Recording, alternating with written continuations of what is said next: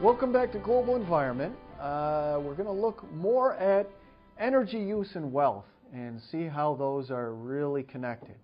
So let's look at this. Productivity increases with energy use, and that is the source of a lot of our wealth, as you might imagine. So this shows labor productivity in the U.S. over time. And you can see that's gone up by about a factor of 6. And we have some of the most productive workers in the world in the U.S.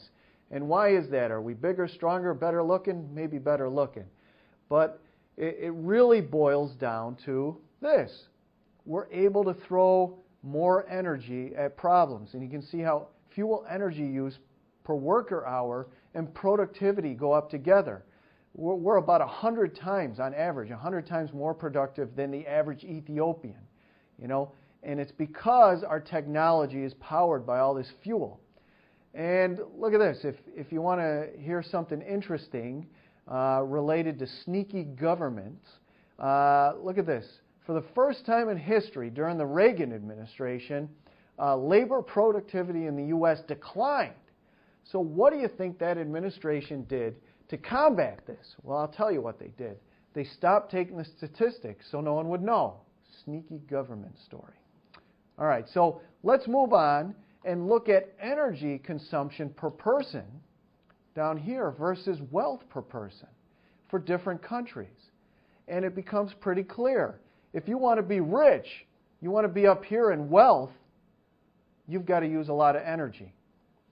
And if we look at this, for poorer countries, you see the same behavior. Energy consumption per person, wealth per person, and you can see how these change over time.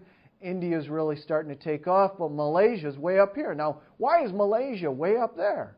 Well, one thing you might find interesting is that Malaysia is one of the largest producers of natural gas, and they've used that energy to power their economy.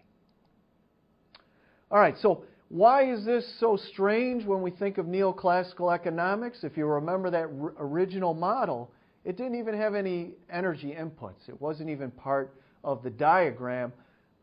That seems a little bit strange when we see how important it is. Okay, so we see maybe we're coming to the end of cheap oil.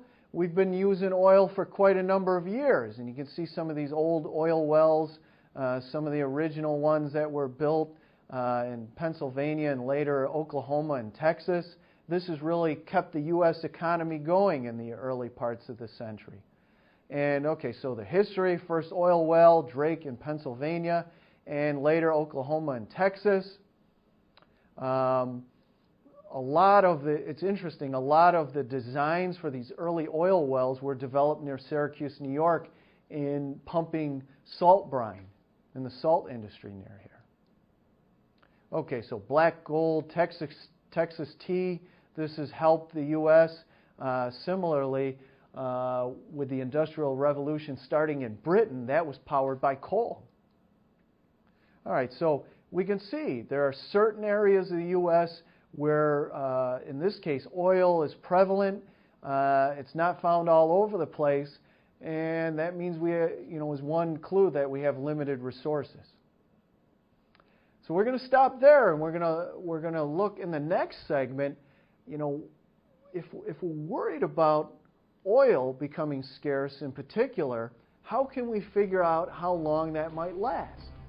So I'll see you next time in Global Environment.